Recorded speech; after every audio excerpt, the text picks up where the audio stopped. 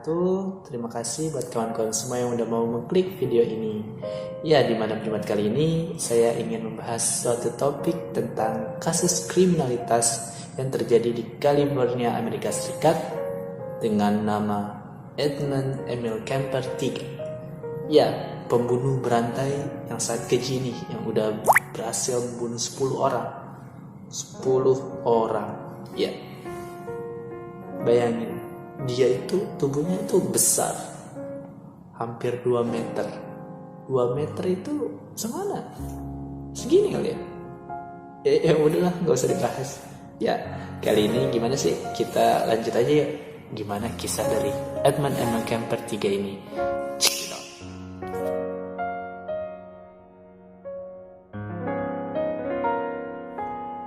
Edmund Emil Kemper III adalah pembunuh berantai asal California, Amerika Serikat yang sangat terkenal.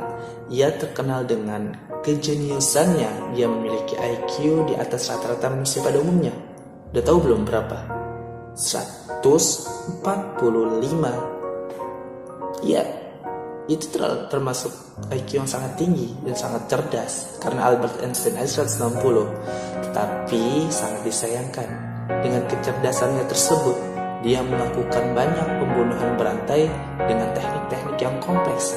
Bahkan, namanya sempat diangkat menjadi judul di film layar Netflix dengan judul Mindhunters. Ya, mengenai biografi singkatnya, Edmund Kemper lahir di Burbank, California pada tanggal 27 Agustus 1948. Ayah Edmund bernama Edmund Emil Kemper II. Kurang lebih namanya sama, cuma beda 2 dan 3. Iya. Dan juga dia punya ibu yang bernama Colonel Elizabeth Kemper. Ya, orang tuanya ini menikah dengan keadaan tanpa cinta. Udah dibayangkan ya, bagaimana rasanya hidup berdua tanpa cinta, berkeluarga tanpa cinta. Kayaknya sesuatu yang sangat rumit untuk diterima. Ya, balik lagi deh ke Edmund Kemper III ini. Ya, ayahnya ini adalah seorang veteran Perang Dunia Kedua, dan ibunya ini adalah seorang ibu rumah tangga. Ya, ibunya adalah seorang ibu rumah tangga. Akan tetapi ibunya ini adalah seorang pecandu alkohol berat. Dia juga menderita gangguan kejiwaan ambang. Ya, si ayah Kemper ini pernah mengatakan pada saat uji coba bom nuklir di Pasifik. Dia berkata bahwa misi bunuh diri di masa Perang Dunia uji coba bom atom tidak ada apa-apanya dibandingkan hidup bersama dengan Colonel. Ya, di saat yang sama, Kemper mulai menampilkan fantasi kelam terkait seksualitas dan kematian. Dia memenggal boneka saudara perempuannya ketika dia masih kecil. Nah, dia juga pernah mengintai guru sekelasnya di luar rumahnya dengan membawa bayonet milik ayahnya. Pada usia 10 tahun, dia membunuh kucing peliharaan keluarganya. Dan pada usia 13 tahun, dia membunuh kembali kucing, akan tetapi kucingnya ini adalah kucing tetangganya. Tahu agak alasannya apa dia membunuh kucing tetangganya ini? Ya, karena dia menganggap adiknya, saudari perempuannya ini lebih sayang kepada kucing tersebut dibanding dengan dirinya. Udah agak-agak gimana gitu ya, susah dibayangin. Ya, balik lagi nih. Setelah membunuh kucing tetangganya tersebut, dia itu memenggal kepalanya, memotong-motongnya, dan menyimpannya di dalam lemarinya. Sampai pada akhirnya ibunya yang menemukan mayat kucing tersebut. Ya, saat si Kemper sudah semakin tumbuh dewasa ini, ia ini semakin ditakuti oleh keluarganya, terutama oleh ibunya sendiri, si Colonel. Bukan apa-apa, karena si Colonel ini beranggapan bahwa si Kemper ini memiliki kelainan kejiwaan. Dia takut kedua putrinya ini, kakak dan adik si Kemper ini, disakiti oleh si Edmund Emil Kemper. Makanya ibunya menaruhnya di ruang bawah tanah. Akan tetapi karena kepintaran Edmund Emil Kemper ini, dia tidak begitu saja diam di ruang bawah tanah. Dia kabur, melarikan diri ke rumah ayahnya yang berada di California.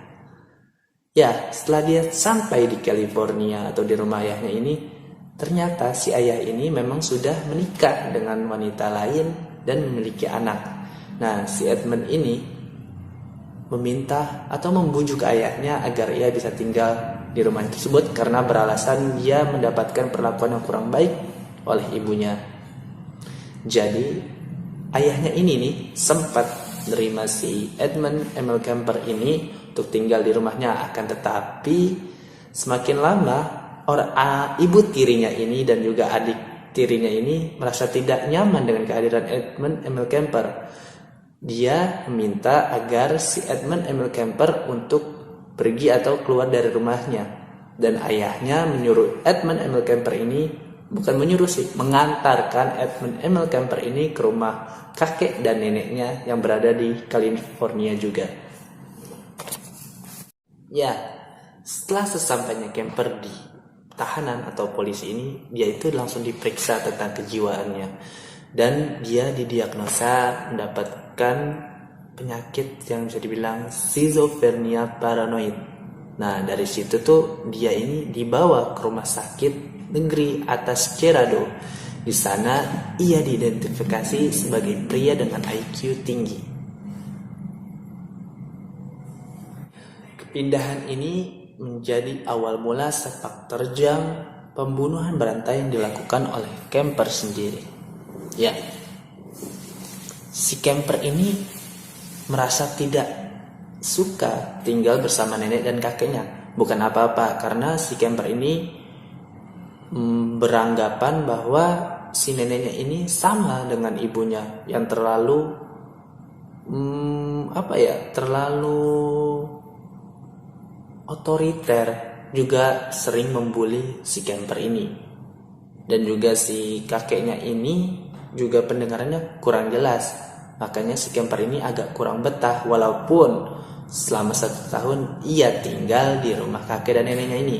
Nah, pada suatu ketika si Kemper ini sedang duduk berdua dengan neneknya dan mereka beradu argumen atau adu bacot lah kalau bisa dibilang kayak gitu.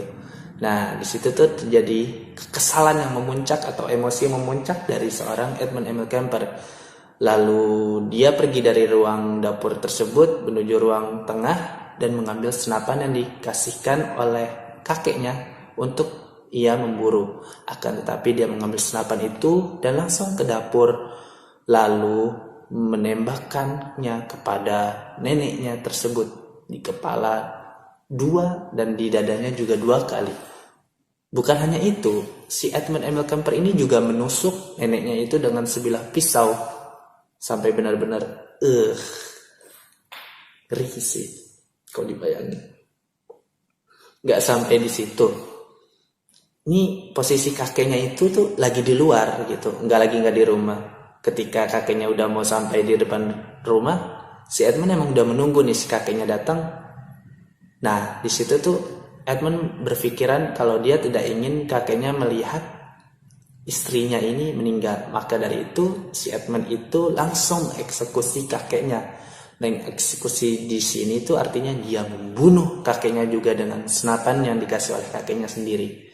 Tidak sampai di situ, si Edmund ini kan bingung gitu harus gimana atau panik, tapi dia itu menelpon ibunya dan meminta ibunya membawa polisi ke sini. Agak aneh sih di sini.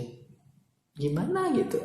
Ya akhirnya datanglah polisi dan ditangkaplah si Edmund Emil Kemper ini. Begitu. Si Kemper ini kemudian memasukkan tubuh kedua korbannya ke dalam koper dan pergi ke rumahnya yang ada di Alameda, tempat tinggalnya saat itu. Dalam perjalanannya, seorang petugas polisi menghentikannya karena lampu belakangnya rusak, akan tetapi tidak menggeledah mobilnya. Nah, sesampainya di rumah ini, si camper memperkosa tubuh sebelum dipotong-potong, memperkosa tubuh wanita-wanita tersebut, mahasiswinya tersebut sebelum dipotong-potong. Lalu menempatkan potongan tubuh di kantong plastik dan membuangnya ke jurang dekat Gunung Loma Prieta. Metode pembunuhan ini terus berlanjut kepada 4 korban mahasiswi lainnya, dan sama gitu konsepnya, sama tekniknya juga sama apa yang dilakukan Edmund Emil Kemper ini. Nah, 3 tahun kasus pembunuhan berantai yang dilakukan Edmund Emil Kemper ini nggak keungkap gitu sama polisi. Bayangin, dari 21 tahun sampai umur 24 tahun. Nah, 24 tahun ini baru nih keungkap. Bukan keungkap sih, awal mulanya lagi nih kasus yang lain terbuka. Puncaknya itu saat dia benar-benar kesal dan marah sekali kepada ibunya. Dia memukul ibunya dengan palu cakar. Saat nih ibunya ini lagi tidur dan dia udah kesel banget, dia pukul pakai palu cakar di tempat tidur ibunya ini. Nah, kemudian si camper ini nih tuh memenggal kepala ibunya. Memenggal kepala ibunya dan memperkosa kepala ibunya itu. Ini tuh kelakuan udah kayak binatang banget. Tapi emang gimana ya, bisa juga kayak orang sakit jiwa ya gitu. Nah, habis dipenggal, diperkosa kepala ibunya, lalu ditaruh itu kepala di rak.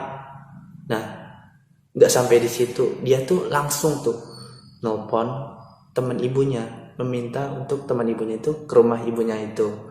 Sesampai teman ibunya ini di rumah, si camper ini nih langsung mengeksekusi teman ibunya juga gitu. Dan dia pergi ke Colorado dengan menggunakan mobil teman ibunya ini. Nah, dia ini tuh kabur udah lama. Terus sampai dia udah nggak dengar kabar tentang kematian ibunya lagi nih, dia tiba-tiba menelpon polisi. Seperti kasus sebelumnya, dia menelpon polisi dan menyerahkan diri kayak gitu. Sampai di polisi itu dia tuh diinterogasi gitu. Kenapa melakukan kayak gitu tuh, dia merasa senang udah ngelakuin kayak gitu. Itu tuh sih gila ya. Nah, setelah ditangkap nih si Edmund Emil Kemper ini meminta agar dia dihukum mati aja, tapi dari pengadilan ditolak. Dan dia juga sempat berusaha untuk melakukan bunuh diri, tetapi gagal. Nah, akhirnya si Edmund Emil Kemper ini dijatuhi hukuman 7 kali berturut-turut. Dari sini kita bisa sih ambil hikmah. Bukan hikmah ya, pelajaran. Gimana ya? Pokoknya kalau kalian punya adik atau anak kecil, atau siapapun anak kecil di lingkungan sekitar kalian yang suka menyakiti hewan, kalau bisa sih mulai diurusin gitu, diajarin, diarahkan menjadi yang lebih baik lagi gitu. Karena di sini awal mula si Edmund Emil Kemper ini juga dari hewan-hewan, menyakiti hewan-hewan kayak gitu. Semoga sih kita bisa dijauhi kayak gitu. Amin, amin, amin ya Rob. Saya kira dari saya cukup segini aja ya tentang kasus kriminalitas yang dilakukan oleh seorang pembunuh berantai yang sangat terkenal di California, Amerika saat itu, yang bernama Edmund Emil Kemper III. Menurut saya ini menjadi suatu pelajaran dalam patologi sosial. Ya, kurang lebihnya mohon maaf untuk semua para penonton yang udah nonton di video ini. Saya ucapkan terima kasih kembali. Sampai ketemu di episode berikutnya. Terima kasih.